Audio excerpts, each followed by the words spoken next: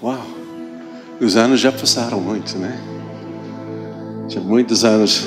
Houve um tempo da nossa vida, 30 e tal anos atrás, que nós passamos quase todos os fins de semana aqui. Era um tempo muito abençoado. Deus estava a fazer muita coisa. E depois nós fundamos uma igreja em Lisboa e a vida tornou-se muito ocupada ali. Mas agora eu e Ellen estamos já numa outra fase. O nosso filho, Seth, agora eu passei a igreja para ele é o pastor principal. E foi mesmo bom ver os filhos a seguir o Senhor e abraçar. E foi interessante porque foi no topo da sua carreira. Ele tinha tantas ofertas e tudo, mas sentiu, não, o mais importante é servir o Senhor. E graças a Deus. Agora a nossa vida é uma vida tipo Abraão e Sara, né? Andar de lugar em lugar. E estamos a fazer missões várias em África, em Moçambique, Angola, Norte da África, Marrocos, várias partes da Europa. Estamos numa outra fase. E nós sentimos, nós temos que visitar os nossos velhos amigos. Nós temos que renovar as nossas amizades que, eu vou dizer, nós deixamos, nós abandonamos. Nós concentramos tantas coisas nossas e nós não continuamos com as amizades do passado. E eu e ela nós sentimos, nós temos que dedicar também tempo em renovar os nossos laços e criar mais união no corpo de Cristo aqui em Portugal. Então para nós é uma grande honra estar aqui nessa igreja tão querida. E eu quero que nós oramos antes que nós compartilhamos a palavra, que essa vai ser um semente poderoso nas vossas vidas. Amém? Obrigado, Pai, por essa oportunidade. Obrigado pelo poder da Tua palavra. Obrigado, Senhor, pela abertura dessa igreja em nos receber e as amizades que nós temos tido ao longo dos anos. Continua a fazer a Tua obra, Pai. Nós clamamos, Senhor, para avivamento neste país, de norte ao sul, Senhor, de leste ao oeste, Senhor. Nós podemos ver um mover poderoso do Senhor. Obrigado, Jesus, pelo Teu povo que tem sido, Senhor, tão comprometido, tão dedicado ao Teu propósito. Abençoa, Senhor, nós pedimos, em nome de Jesus. Amém e amém. Vocês podem sentar. Aleluia. David, eu não tenho mais essas camas, senão eu ofereço, não é? Já passou essa fase também, mas foi bom essas camas, esses colchões de água, foi bom porque eram aquecidos. Então no inverno, entrar numa cama já quente era uma delícia, não é? Mas claro que era muito estranho para Portugal. Aleluia. Esse verão nós passamos 2 meses em América, visitando várias igrejas e a família. Dos nossos 5 filhos, e nós adotamos mais 2 meninas ao longo da nossa caminhada aqui em Portugal. E nós temos 19 netos. Então, com esses 19 netos que estão espalhados entre a Califórnia, Nova York e aqui em Portugal, o coração dos avós, não é?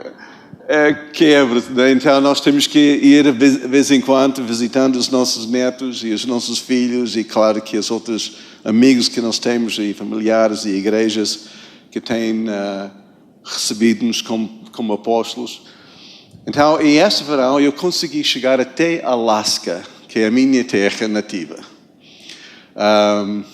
Houve uma celebração de 50 anos desde que eu graduei do liceu. Aqui não faz sentido, né? Que vocês não têm essas coisinhas, né? Mas para os americanos o turma, né, do liceu continua com uma certa identidade, uma certa amizade, e de vez em quando que eles juntam para reunir. Eu não tinha estado com essa gente em 50 anos. Então, em uma pessoa que nós levamos a Jesus, porque eu fui convertido de uma forma dramática. Eu era drogado, eu era traficante. E então, meu tempo no liceu eu não era muito famoso, não é? Eu não era uma boa pessoa, não é? Um bom rapaz. Eu era popular, mas no sentido negativo. E então, depois que eu aceitei Jesus em Alemanha, e quando eu voltei à minha terra e tudo, e depois que fui batizado no Espírito Santo e casei, um dos meus amigos, naquele tempo, aceitou Jesus comigo. E alguns anos atrás, talvez 2 ou 3 anos atrás, recebi uma carta dele. Não tinha falado com ele em anos, talvez mais que 40 anos. E ele escreveu-me e disse: Jim, não sei se lembra, mas tu falaste comigo acerca de Jesus. Eu pensei que era louco. Depois levou-me para uma igreja, as pessoas estavam a levantar as suas mãos e dizem: é uma loucura. Que gente, não é? Tão estranho aqui. Mas enfim, eu acabei de aceitar Jesus e foi a melhor coisa que eu fiz na minha vida. Eu só queria agradecer-te, porque eu nunca agradeci-te, não é? Mas eu vou dizer que hoje eu sou pastor de uma igreja de 800 membros em Alasca. Então eu tive o privilégio para estar com ele e ver o fruto que permanece. Nunca duvida o poder do teu testemunho. Nunca duvida o poder de uma semente. Uma palavra.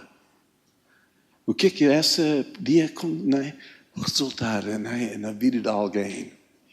Então foi algo tremendo esse verão. Mas passando para vários lugares, eu comecei a ver, pelos boletins, o tema de mesa, várias coisas, e de leste a oeste, de norte ao sul, eu comecei a ver uma coisa em comum. Quase todas as igrejas estavam a focar na pessoa de Jesus. Não é? Conhecer Jesus, fazer...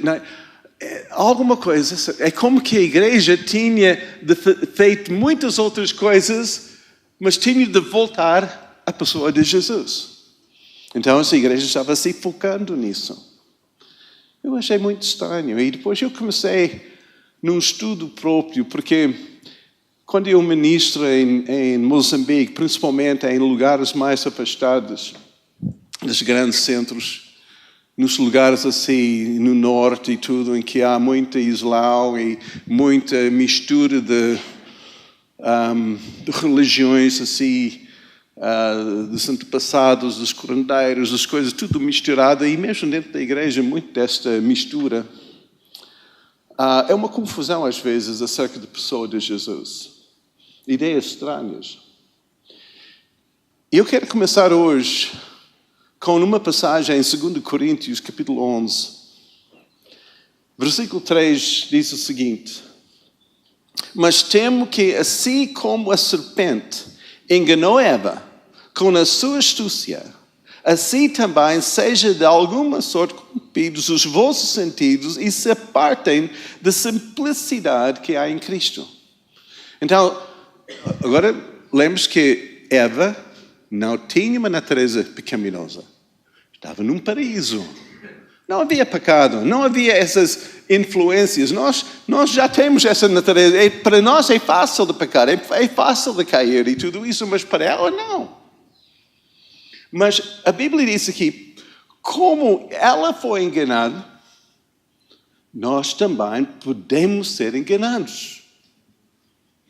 Não é? Paulo está a falar à igreja.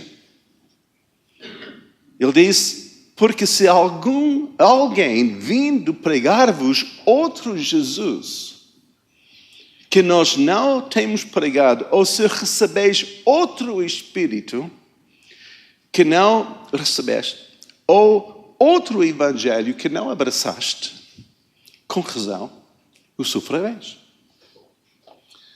Então ele está a dizer, há uma grande possibilidade de não ter o Jesus certo. Quem é Jesus?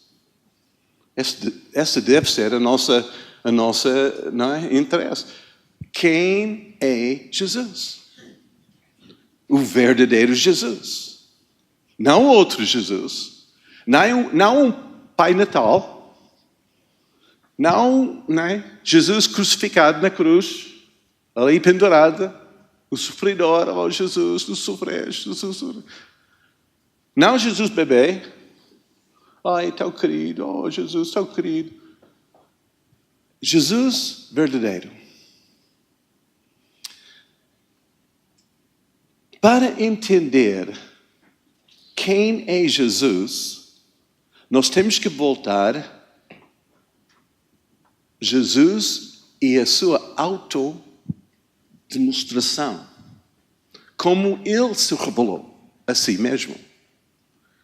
Nós podemos ter muitas ideias e nós podemos dizer, mas eu acho que Jesus é assim. Eu acho que ele é alto, eu acho que ele é gordo, eu acho que ele tem olhos azuis, eu acho que ele tem... Não é? Há muitos achos, não é? Quando nós falamos acerca de Jesus. Mas nós temos que voltar àquilo que Jesus diz acerca dele mesmo. Aquela autorrevelação. Agora, quero que nós abrimos em João, capítulo 2, porque nós temos aqui uma história acerca do primeiro sinal. Agora, a palavra sinal, no original, não é a palavra para milagre. Às vezes nós pensamos, esse foi o primeiro milagre de Jesus. Não foi. Primeiro sinal. Essa no grego é semaino, que significa uma prova, uma autentificação acerca de quem que a pessoa é. Por exemplo, eu tenho aqui um sinal no meu dedo. O que é que essa diz acerca de mim? Sou casado. Eu sou casado com essa mulher aqui em frente. Eu não sou disponível. Eu pertenço a ela pertence a mim. É um sinal. Não é? Quando naquele dia que eu casei com ela, em um momento que eu coloquei esse sinal no meu dedo, a minha vida mudou. Não era mais eu. Agora é nós. Somos nós. Okay? Uma aliança. É um relacionamento visível, reconhecido para todos. E esse sinal, o primeiro sinal que Jesus fez, abriu aquela revelação acerca de quem que ele é. Era aquilo que ia marcar, né, ou vai continuar, né, ao longo, né, da história, confirmando a pessoa que ele é. Por isso, esse primeiro sinal tem muito significado. Quantos de vocês sabem qual era o primeiro sinal?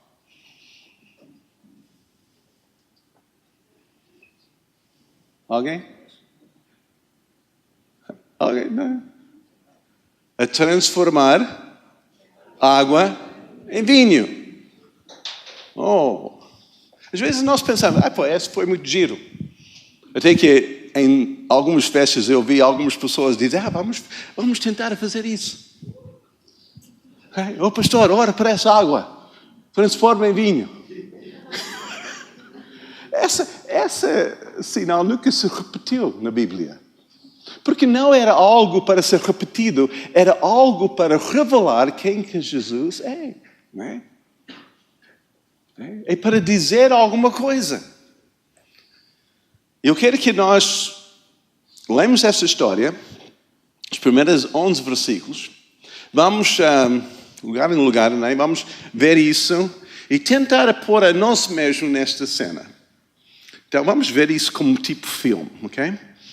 Então, primeiro vamos ler e depois vamos ir assim de versículo em versículo para ver qual é o significado deste sinal. Ok. Capítulo 2, versículo 1. E ao terceiro dia, fizeram-se umas bodas em Caná da Galileia, e estava ali a mãe de Jesus. E foi também convidado Jesus e os seus discípulos para as bodas. Faltando vinho, a mãe de Jesus lhe disse: não têm vinho. E disse-lhe Jesus: mulher, que tenho eu contigo? Ainda não é chegada a minha hora. Sua mãe disse aos serventes: fazei tudo quanto que ele vos dizer. E estava ali pós 6 talhas de pedra para as purificações dos judeus, e em cada uma cabiam 2 ou 3 almudes. Disse-lhe Jesus: enchei da água essas talhas. E encheram-nos até em cima. E disse-lhes: tirai agora e levai ao mestre de sala. E levaram. E logo que o mestre da sala provou a água feita de vinho, não sabendo de onde vier, se bem que o sabia os serventes que tinha tirado da água, chamou o mestre da sala, ao esposo, e disse-lhe: todo homem põe primeiro o vinho bom, e quando já tem bebido bem, então o inferior. Mas tu guardaste até agora o bom vinho. Jesus principiou assim os seus sinais em Caná da Galileia e manifestou a sua glória, e os seus discípulos creram nele. O que é que essa diz acerca de Jesus? Agora vamos ver essa cena. É um casamento, não é um casamento como nós temos aqui, não é? Que é um copo de água, é uma refeição com várias, que leva quase uma tarde inteira, coisa assim. É uma boda, talvez como as bodas antigas aqui, era vários dias. Talvez até uma semana. Eu sei que antigamente em Portugal as bodas eram de 3 dias. Por isso eu chamo isso agora copo d'água, porque nada é nada agora em comparação daquilo que era. Mas as bodas era uma festa que provavelmente envolvia toda a aldeia, porque Caná não era uma grande cidade, nem era uma vila, era mesmo uma aldeia. Quantos de vocês vieram de uma aldeia? O que vocês sabem das aldeias? Nas aldeias, toda a gente sabe o negócio de todas as pessoas, não é? A primeira igreja nossa em América, que nós fundamos, era numa aldeia de 500 habitantes. Parece que, não é? Houve sempre conversas, seja na lavanderia, seja na esquina, seja no mercado. Sabe que ele fala? As pessoas falam de todos. Continuamente. Não há segredos. Não é? Essa é uma aldeia. Não é? Agora nós temos uma boda. Uma boda, provavelmente toda a aldeia estava presente. Provavelmente era perto ou junto do sinagoga, por causa daquelas talhas de purificação, porque isto era sempre ligado com a sinagoga e tudo isso. Então, é uma sala assim mais pública, maior. Mas a outra coisa é que Maria provavelmente era alguém responsável. Não sabemos isso porque quando faltou o vinho, ela que soube. Ela que tomou uma certa responsabilidade, não é? Sabia quem que podia resolver a situação e tomou a iniciativa para resolver a situação. Eu não sei se ela era madrinha, eu não sei se ela era planeadora de casamento, eu não sei. E talvez é porque ela trouxe com ela mas 3 homens que bebiam muito. Eu não sei. Eu estou somente a tentar criar uma coisa mais visível. Uma situação em que podia causar uma certa vergonha para aquele casal novinho. Não é? Uma situação muito delicada numa aldeia. Ter uma festa e falta vinho. E ter uma coisa planeada e depois não há suficiente para todos. E depois as pessoas vão falar. E as pessoas vão falar. E falar mal. E falar, mesmo escandalizar aquele casal. Eles vão começar a sua vida com uma certa reputação que eles não tinham. Eles não planearam bem. Eles que tentaram fazer uma coisa grande e depois não conseguiram. Que vergonha. Que vocês conseguem imaginar a delicadeza dessa situação. É muito sensível. Não é? Essa é aquela, talvez, situação em que a Maria sentiu, Jesus, temos que fazer alguma coisa. Falta vinho aqui. Pois Jesus responde, e nós temos que ver isso bem, porque se nós não entendemos bem a resposta de Jesus, nós vamos pensar que Jesus era muito bruto. Ele responde assim, mulher, está a falar a sua mãe. Mulher, o que tem a ver com isso? Foi assim? Se nós voltarmos para o original, é como na nossa língua nós temos vários níveis de formalidade. Nós temos o Senhor, nós temos você, nós temos tu, não é? A mesma coisa nesta língua. Essa palavra mulher é como dizer em inglês, ma'am. Não é? É como dizer a minha senhora. Não é? É usar uma certa termo de respeito e carinho em falar com a sua mãe. Não como nós temos aqui em Portugal. Mulher. A mulher. A mulher. Por que estás a falar comigo? Só lendo isso, às vezes nós temos essa impressão. Puxa, Jesus é mesmo machista. Puxa, não é? Eu não sei se homens, vocês têm usado isso para justificar o teu maltrato da mulher, mas faz fora, não faz isso, porque não é esse sentido. É com respeito. Dizem, não sei. Você chegou a minha hora, porque abrindo aquela sinal, mostrando um sinal, a sua vida não é a mesma. Agora ele não vai ter tempo para si mesmo. Porque ele está a abrir aquele aspecto do seu ministério em que a sua verdadeira pessoa vai ser visto. Vai ser conhecido.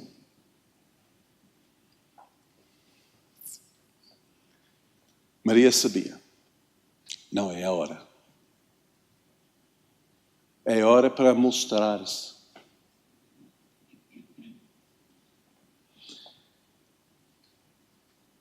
Ele diz aos serventes, enche aquelas talhas. Aquelas talhas, é interessante. Aquelas talhas tinha cada talha entre 20 a 30, mais ou menos galões, ou vamos dizer, perto de 80 litros. Não é? Cada um. E esses litros, 6 destas talhas, então é perto de 500 litros, garrafas de vinho. Isso é muito. É muito. Outra coisa, essas talhas não eram jarros. Eu sei que algumas traduções dizem jarros de pedra. Não era possível levantar, não é? 80, 60, 80 litros, não é? É impossível levantar isso. Era feita assim, até que mesmo em Israel tem discussões em que eles encontraram essas talhas assim junto às sinagogas, em que foi usado para purificações. Antes que eles entraram em serviço ou qualquer atividade na sinagoga, eles tinham de lavar os pés, lavar as mãos, é uma forma cerimonial. A mulher, depois do seu período, tinha de também lavar a si mesmo antes de voltar a assistir às reuniões no sinagoga. Então, vamos dizer que não era água limpa. Não era talhas assim limpinhas. Jesus não diz aos serventes, vai, limpa aquelas talhas e enche com água. Porque já tinha água, as pessoas já entraram, já lavaram os pés, já fizeram todas as coisas necessárias antes de entrar naquela festa. A água era suja e ele diz, enche até acima.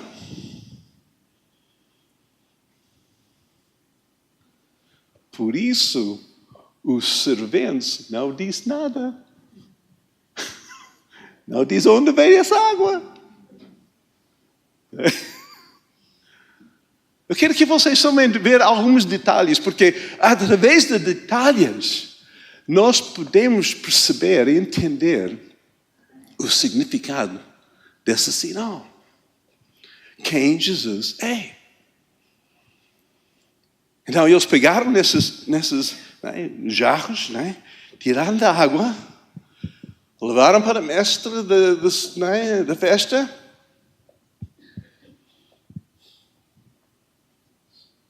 Não vou dizer nada. Toma. Estou somente a fazer aquilo que Jesus disse. Toma. O mestre pegou naqueles jarros, encheu os cálices, provou os servos.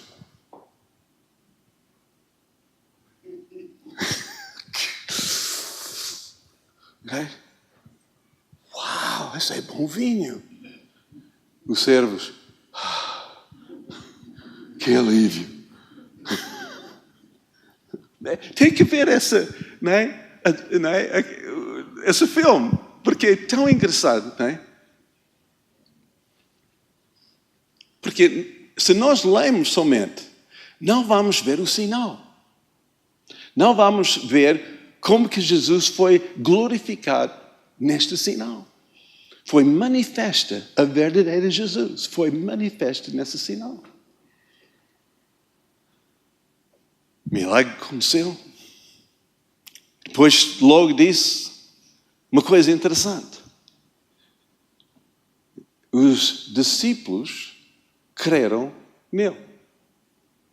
Não creram antes? Em capítulo 1, Natanael foi chamado por Jesus e Jesus olhando para ele e diz, uma pessoa, grande de Israel, sem margem. É homem de Deus. E Natanael diz, mas porque me conhece? Não te conhece, nunca te vi. E Jesus diz, eu vi-te debaixo da figueira.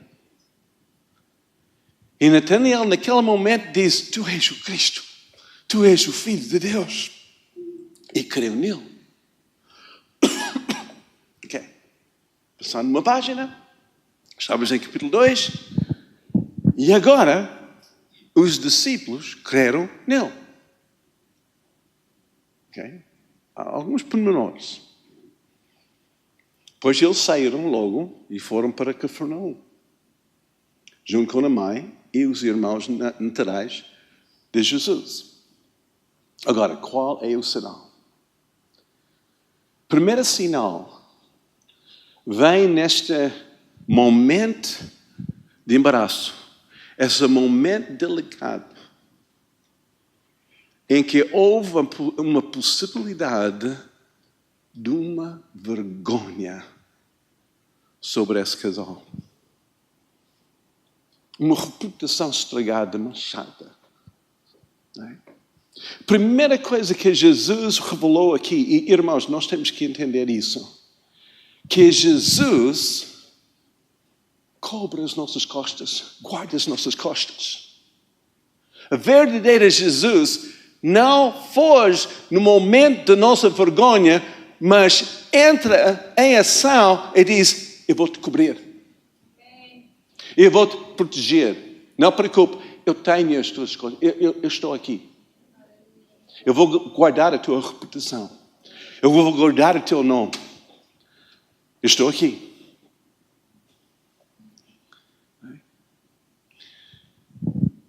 Eu não sei se alguém aqui tem estado numa situação de vergonha. Talvez fez a geneira. Talvez tenha uma rótula, alguma coisa assim, sobre a tua testa, assim que pessoas dizem, ela é assim, ela é assim. Okay? E Jesus não nos afasta, mas Jesus nos aproxima e diz, eu tenho as tuas costas, eu guardo a ti. Eu vou mudar a cena. Eu vou mudar essa reputação. Eu vou mudar aquilo que aconteceu no passado. Amém? Essa é a primeira coisa que nós podemos... Não, essa é Jesus. Jesus faz isso. Okay? Segunda coisa, porque é muito fácil, em momentos de vergonha, em momentos de crise, é tentar culpar alguém. Mas é a culpa disso, é a culpa da pessoa que encomendou o vinho, não encomendou o suficiente, é a culpa disso, é a culpa da... Mas Jesus disse, não, irmãos, eu tenho as tuas costas, eu vou tratar disso, não preocupa. Ele não entrou para condenar, ele entrou para resolver o problema. Não é? Ele tem as tuas costas. Segunda coisa que aqui revela é que Jesus usa vasos sujos.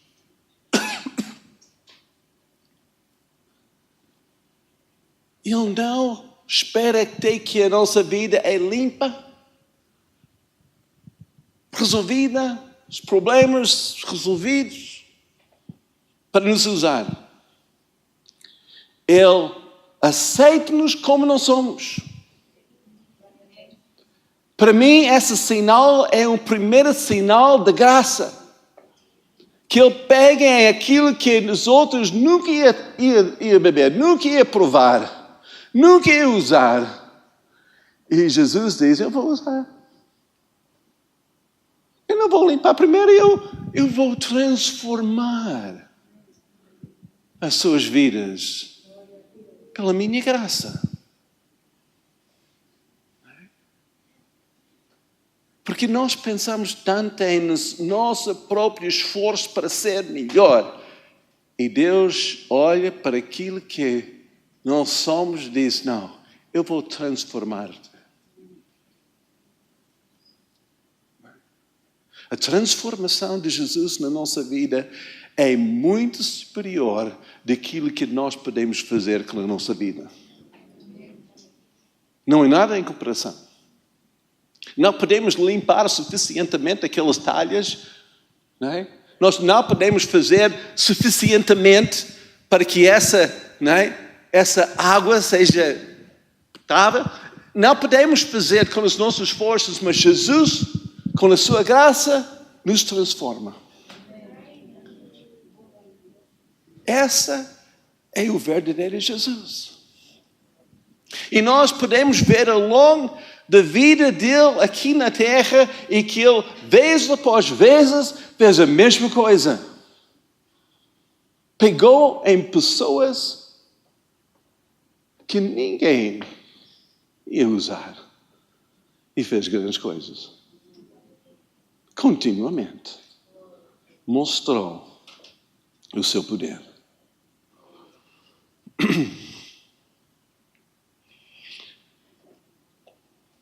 A outra coisa, obrigado.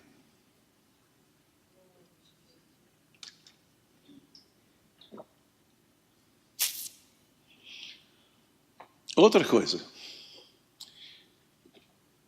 que foi a primeira vez, mas depois foi visto vezes após vezes, que ele revela acerca de quem que Jesus é. Ele não somente supra as nossas necessidades, ele faz muito abundantemente mais daquilo que nós podemos pensar ou imaginar. Não era, então, quantas garrafas de vinho precisa? Falta 10 garrafas. Então, eu tenho aqui 600, dá?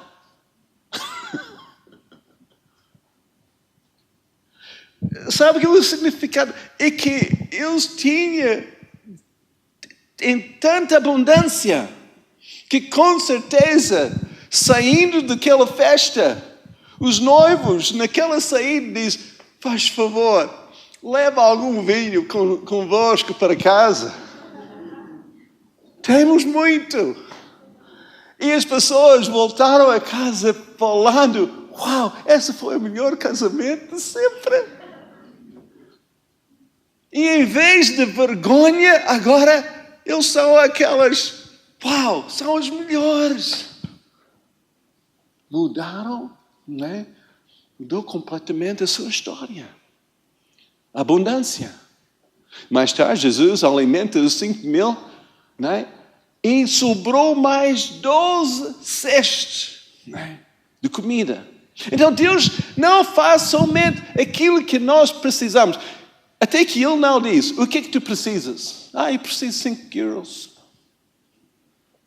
Dá-me 5 euros. Oh Deus, dá-me 5 euros. Então, 5.000 dá? Qual é a nossa ideia de Jesus? Nós temos limitado Jesus naquilo que é a nossa necessidade. Nós temos colocado Jesus numa caixa pequena. Eu só preciso disso, Senhor.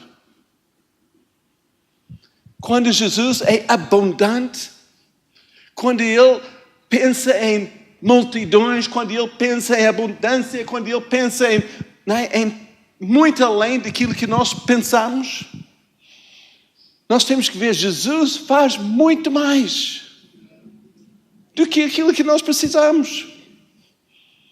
Porque Deus gosta de fazer. Aleluia. Esse é Jesus. Amém.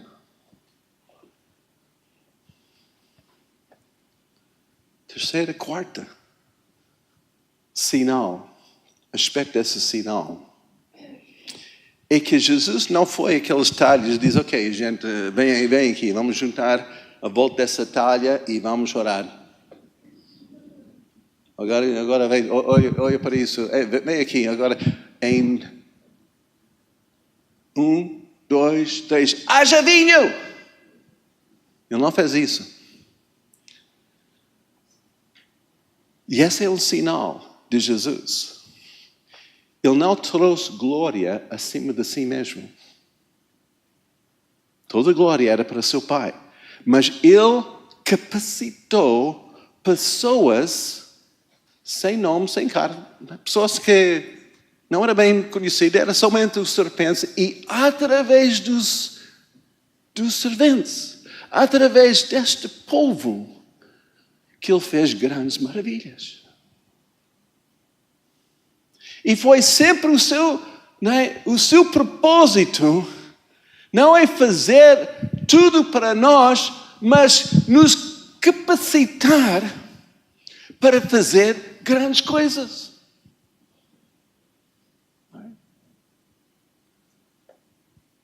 Ele fez isso quando Ele enviou os 12, de aldeia em aldeia. Ele fez isso quando Ele enviou os 70. Ele enviou os seus discípulos e continua a enviar pessoas tal como vocês, como eu, dando capacitação, dando-nos dons e tudo para fazer as suas obras aqui na terra, porque desde o princípio Ele diz, não é acerca de mim, é acerca de nós. Em conjunto, somos os meus colaboradores. Está sentado comigo, anda comigo, é sempre comigo, em conjunto. Vamos fazer coisas grandes. Às vezes nós queremos que Deus faça tudo. Oh, Jesus faz isso, oh, Jesus. E diz, ok. Avança, estou contigo. Bata, aquilo vai abrir. Estende a mão. Ora, aquilo vai acontecer. Em conjunto. O verdadeiro Jesus, em vez de fazer somente ou tudo para nós, vai capacitar-nos com o seu poder para fazer grandes coisas.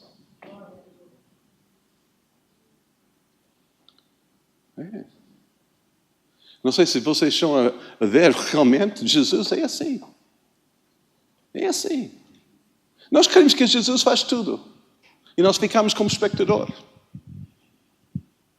Mas Jesus não. Ele vai fazer alguma coisa quando nós fazemos um passo. Ele vai abrir a porta quando nós batemos. Ele vai fazer, né? Mas em conjunto.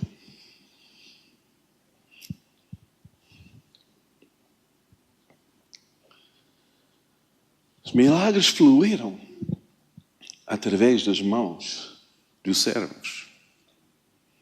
Pegou em água, vinho. De qualquer maneira, alguma coisa aconteceu através das mãos desses servos. O quinto, que eu acho isso é engraçado mesmo. Quando os discípulos, aquela parte final do versículo 11 diz, e, é como uma emenda, e os seus discípulos creram nele.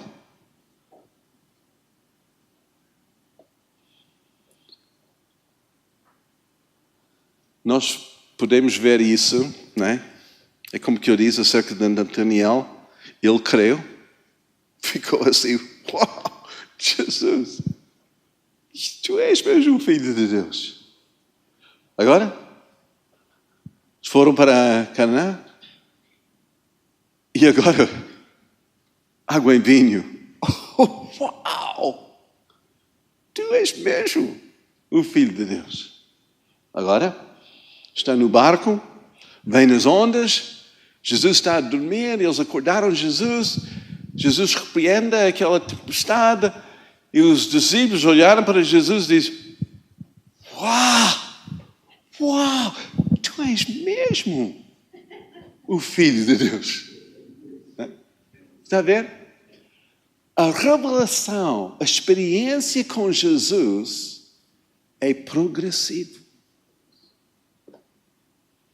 Aquela experiência de ser espantado, de ser maravilhado, de ser surpreendido com Jesus, acrescenta. Mais que nós andamos com Cristo, mais que nós ficamos maravilhados com Ele. Não aborrecido, não indiferente, mas uau! A pessoa que depois de algum tempo ser cristão e agora é só fazer as coisas de uma forma automática, muito, não é? Quase não tem gosto e tudo. Eu vou dizer, não conhece Jesus certo. Porque se andar com Jesus é uma vida aventurosa. Tu vais ser, não é? Ter experiências progressiva de uau. Um dia é um uau, outro é uau, outro é uau. E esse é um sinal que tu tens o verdadeiro Jesus. E quando a tua vida com Ele é aquela vida que não quer mais nada. É tão empolgante, é tão aventuroso, é tão sobrenatural. Porque Jesus é assim. É progressivo. Porque Deus está a levar-nos. Nosso relacionamento com Ele leva-nos cada vez mais próximo a Ele para ver a sua glória. Para ver que... Não tem outra palavra. Não sei se é uau em português agora, mas pronto. Pelo menos os jovens falam assim. Porque é só dizer, eu não tenho outras palavras, é só boca aberta. Esse Jesus é demais. É demais. É interessante que o segundo sinal aconteceu também em Canaã. Em capítulo 4. Capítulo 4, ele está em Cafarnaum e tudo isso, e depois, um dia, volta a Canaã. E agora toda a gente conhece ele. Então os servos falaram, depois falaram. Não ficou calado. Jesus saiu porque não queria que a festa seja a volta dele, não é? Porque é um casamento. É acerca dos noivos. Então depois aquela coisa diz que os discípulos e Jesus e sua mãe e seus irmãos saíram e foram para Cafarnaum. Mas com certeza houve muita conversa naquela aldeia. Agora todo mundo conhece Jesus. E sabendo que ele está em Galileia, em capítulo 4, mais para o fim, um dos autoridades principais daquela área, daquela região, soube que Jesus estava ali perto e o seu filho estava assim doente. Então mandou Jesus, mandou os seus servos para falar com Jesus, para trazer Jesus até a sua casa. E Jesus disse àquele senhor, volte para casa, teu menino está bem. Ele voltou e encontrou os seus servos no caminho e os servos dizem, já passou a febre, o seu filho já está bem. E quando eles conferiram sobre a hora, foi exatamente a mesma hora que Jesus disse, o teu filho está bem. E depois disse aqui, no final deste capítulo, que esse era o segundo sinal. Os sinais, temos que lembrar, sinais revelam quem que Jesus é. E revela algo que nós vamos ver repetido na sua vida. O poder da sua palavra. Basta só dizer, disse o centurião. Basta só dizer. Fala a palavra, já está resolvido. Quando nós conhecemos Jesus verdadeiro, irmãos, nós vamos conhecer o poder da sua palavra. E mais que nós falamos a sua palavra, declaramos a sua palavra, mais que nós vamos ver como que Deus nos usa para fazer a sua obra. Como que a sua glória manifesta. Porque Ele se revelou assim. Eu sou assim. Eu sou a palavra de Deus. Eu não sei qual área desta história que vocês se identificam mais. Se vocês estão a passar por uma situação muito embaraçosa, muito delicada, estás a entrar em bancarrota, estás a passar por uma crise familiar, estás a entrar em situações em que não há resposta, sente que assim, tão exposto, tanta vergonha, o que é que as pessoas vão dizer acerca de mim? Se está nessa situação, irmãos, a palavra do Senhor para vocês é que meta Jesus no meio, porque Ele vai guardar as tuas costas.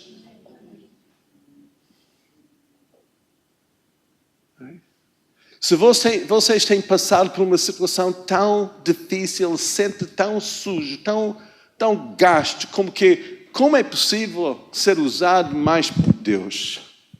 Eu fiz tantas asneiras, tantos erros. Então, se encaixa nesta área, a palavra do Senhor para vocês é que Deus usa vasos sujos. Deus aceita como tu és. Ele aceita antes de ser limpo, antes de ser mudado. Ele aceita como tu és. Não é? E Ele vai te transformar. Não vai ser as tuas obras. Ele vai fazer essa obra. Só aproxima Ele. Só diz, eis-me aqui, Senhor. Eis-me aqui. Eu não presto. Não merece. Mas eis-me aqui.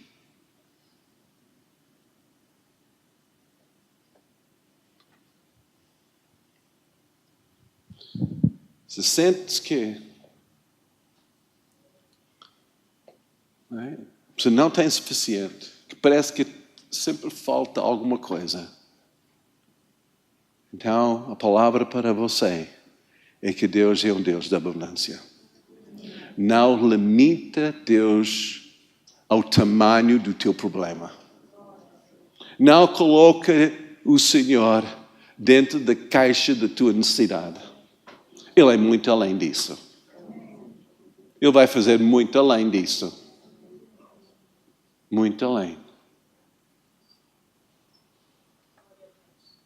Eu não sei quanto tempo que vocês têm, mas nós passamos por uma situação, esse verão, em que nós temos orado muito para ter uma vida sem encargos, sem dívidas e tudo. E agora sem ter um salário. Cada dia era milagres e tudo. Mas os nossos encargos, nossa prestação da casa e tudo era alto e tudo.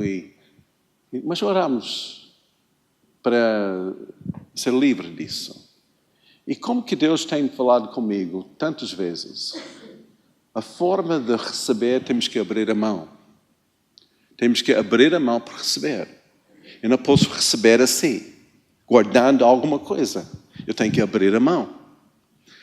Então nós tivemos uma casa em Ericeira, junto ao mar. Gostamos muito daquele apartamento. Tinha somente 2 quartos, mas era suficiente para nós. Mas era com vista do mar, era lindo mesmo. Mas a prestação era alta.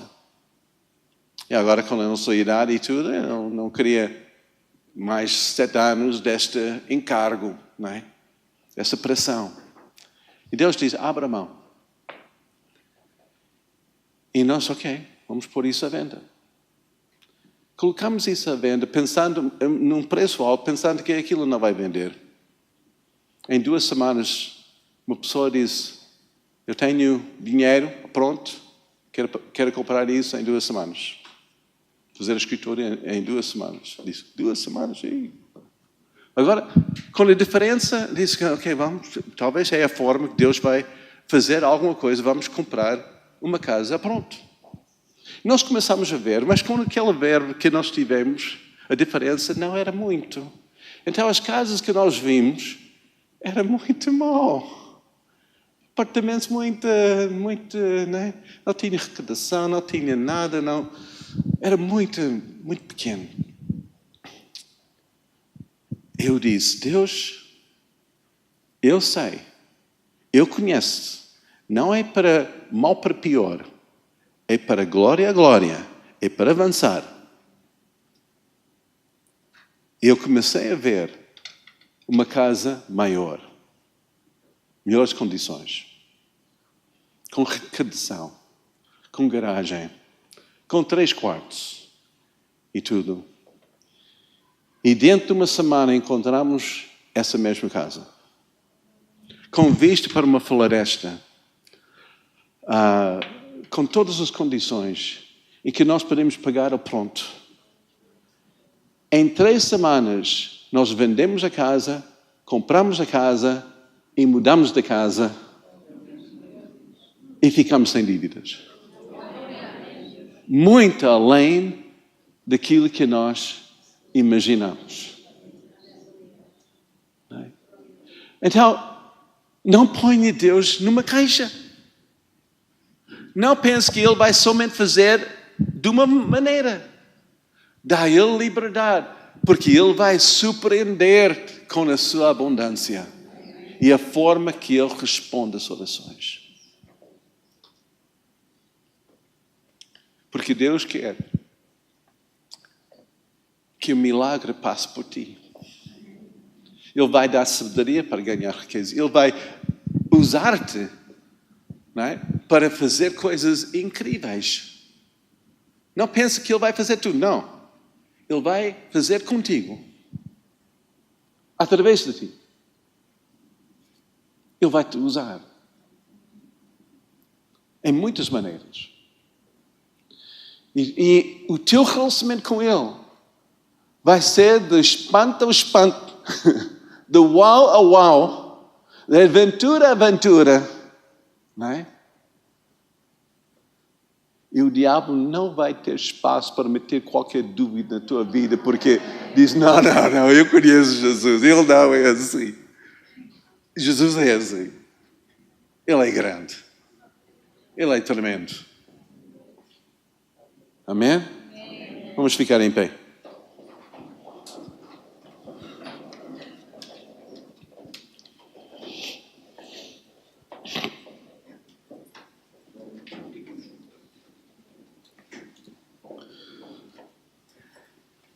Eu quero dar a oportunidade a qualquer pessoa aqui que talvez já identifique com uma ou outra dessa cena.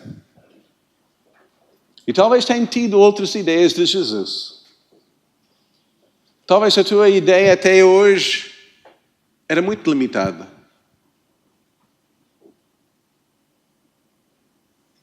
E por isso não tinha visto Ele atuar na tua vida. Porque não recebeu Jesus como Ele é. Mas eu quero abrir aqui em frente para ministrar, se encaixe numa dessas áreas e da sinceridade do vosso coração, estão a dizer, Pastor Jim, eu quero conhecer Jesus assim. Eu preciso de Jesus. Eu sinto sujo. Eu sinto-me envergonhado. Eu sinto que eu não presto. Eu sinto que as necessidades são demasiado altas para mim. Eu sinto incapaz. E Jesus está aqui para dizer, filho meu, filha, eu sou a tua resposta. Eu tenho as tuas costas. Eu guardo. Estou aqui contigo. Eu vim para ti. Vem aqui em frente. Eu e ela, nós queremos orar para vocês.